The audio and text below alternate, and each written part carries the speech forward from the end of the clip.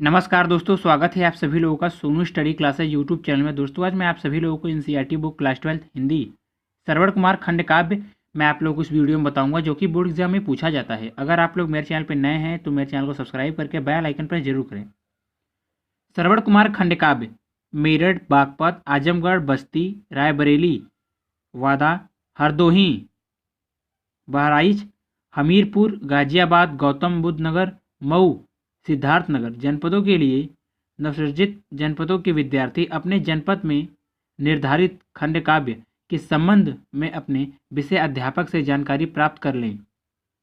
प्रश्न नंबर 1, श्रवण कुमार खंड काव्य की कथा वस्तु पर संक्षेप में प्रकाश डालिए। या श्रवण कुमार खंड काव्य के प्रमुख सामाजिक प्रसंगों का वर्णन कीजिए। उत्तर, संकेत, सभी सर्गों की कथा वस्तु को संक्षेप में लिखिए। प्रश्न नंबर 2, श्रवण कुमार खंड काव्य के अयोध्या सर्ग की कथा अपने शब्दों में लिखिए। या श्रवण कुमार खंड काव्य के आधार पर प्रथम सर्ग की कथा वस्तु लिखिए। उत्तर, प्रथम सर्ग अयोध्या। प्रथम सर्ग में श्रवण कुमार खंड काव्य के कथानक की पृष्ठभूमि तैयार की गई है। इसमें अयोध्या नगरी की स्थापना, उसका नामकरण, राजकुल के वैभव एवं उसकी गौरवमयी विशेषताओं का वर्णन किया गया है। यथा सरी सरयू के पावन तट पर है संकेत नगर छविमान, जिसमें श्री शोभा वैभव के कभी तने थे विपुल वितान। मनु वंशज इक्ष्वाकु भूप की कीर्ति, पताका लोक ललाम, अनुपम शोभा धाम अयोध्या, चिताकर्षक अति अभिराम। कवि ने ये भी बताया कि अयोध्या में सर्वत्र नैतिकता और सदाचार विद्यमान है। इस नगरी में सभी वस्तुओं का विक्रय उचित मूल्य पर होता है। यहाँ के नर नारी परस्पर यथोचित सम्मान करते हैं। इस प्रकार अयोध्या का जीवन सहज और आनंद से परिपूर्ण है। इस सर्ग में अयोध्या की रमणीय प्रकृति का चित्रण भी किया गया है। ऐसी अयोध्या के शब्द वेद निपुण राजकुमार दशरथ एक दिन शिकार करने की योजना बनाते हैं।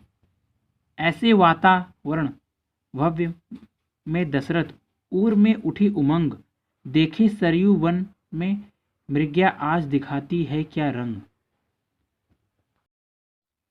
प्रश्न 3, श्रवण कुमार खंड काव्य की आश्रम सर्ग की कथा अपने शब्दों में लिखिए।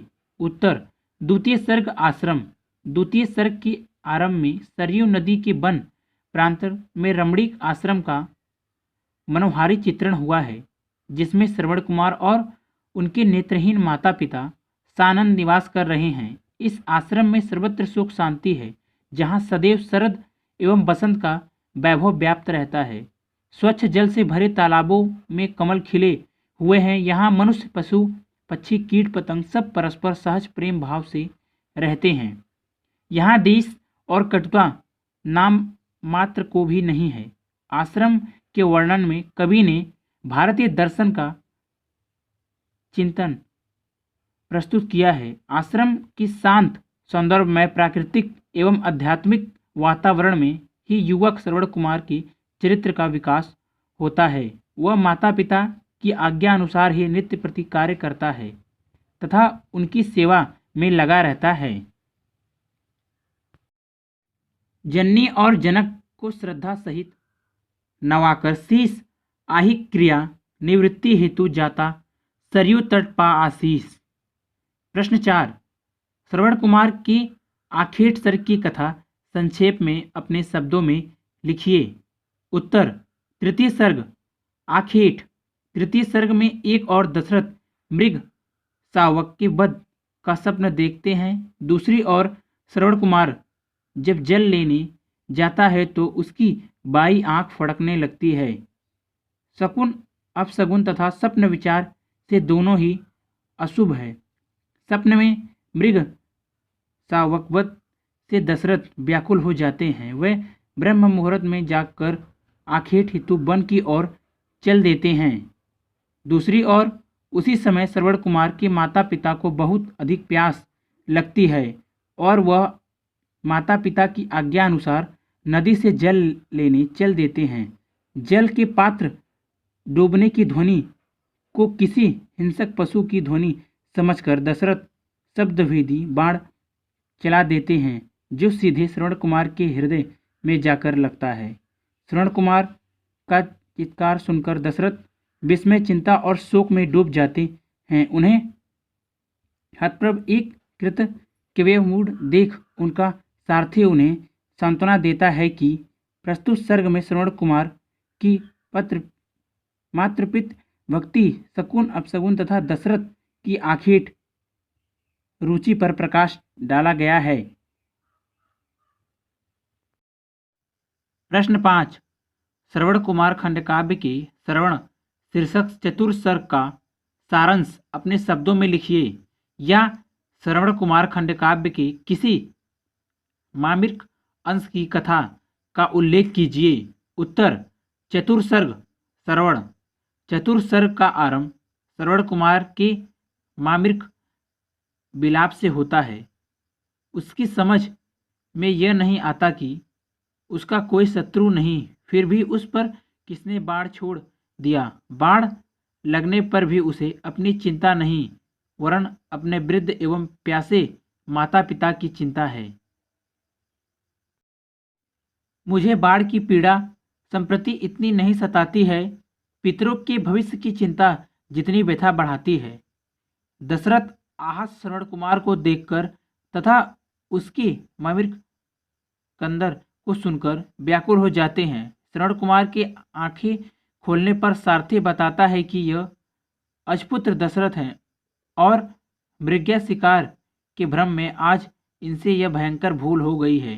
श्रवण कुमार कहता है कि राजन, मुझे मारकर आपने एक नहीं वरन एक साथ 3 प्राणियों के प्राण लिए हैं। मेरे अंधे माता पिता आश्रम में प्यासे बैठे हुए मेरी प्रतीक्षा कर रहे हैं। आप यह जल का पात्र लेकर वहां जाइए और उन्हें मेरे प्राण त्याग की सूचना दे दीजिए। यह कहकर श्रवण कुमार प्राण त्याग देता है।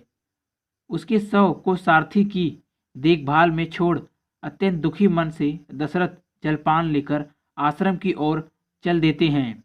इस सर्ग में कवि ने श्रवण कुमार के सात्विक जीवन, उसके करुणिक अंत और दशरथ के मन में उत्पन्न आत्मग्लानि एवं शोकाकुलता का बहुत ही मार्मिक वर्णन किया है। प्रश्न 6, श्रवण कुमार खंडकाव्य के 5वें सर्ग की कथा लिखिए। पंचम सर्ग दशरथ। पंचम सर्ग का आरंभ दशरथ के अंतदिन विषाद, आत्मग्लानि और अपराध भावना से होता है। हाय चलेगी युग युगांतर तक अब मेरी यह पाप कथा, जो मुझको ही नहीं वंशजों को भी देगी मर्म व्यथा। इसी प्रकार के मानसिक उद्देश्यों से आकुल व्याकुल दशरथ आश्रम पहुंच जाते हैं। प्रश्न 7, श्रवण कुमार खंडकाव्य के 6वें सर्ग संदेश की कथा संक्षेप में लिखिए। उत्तर, षष्ठ सर्ग संदेश। षष्ठ सर्ग में श्रवण कुमार के माता पिता की असहाय दशा तथा दशरथ की शोक का बड़ा ही मार्मिक चित्रण हुआ है। श्रवण कुमार के माता पिता उसके आने की प्रतीक्षा में व्याकुल हैं। दशरथ की पश्चात सुनकर वह पूछते हैं। श्रवण पिता ने कहा, आज फिर क्यों कर तुमने किया विलंब, करती रही विविध आशंका अब तक वश्य तुम्हारी अम्ब। ऋषि दंपति पर्याप्त समय तक अपने पुत्र के गुणों का वर्णन करते रहते हैं। तत्पश्चात दशरथ उन्हें जल ग्रहण करने के लिए कहते हैं, तो वह शंकित होकर उनका परिचय पूछते हैं।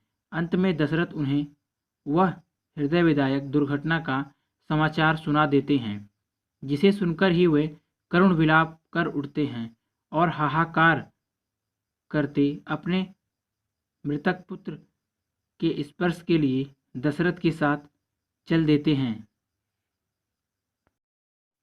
प्रश्न 8, श्रवण कुमार खंडकाव्य की 7वें सप्त सर्ग अभिश्राप का सारांश लिखिए।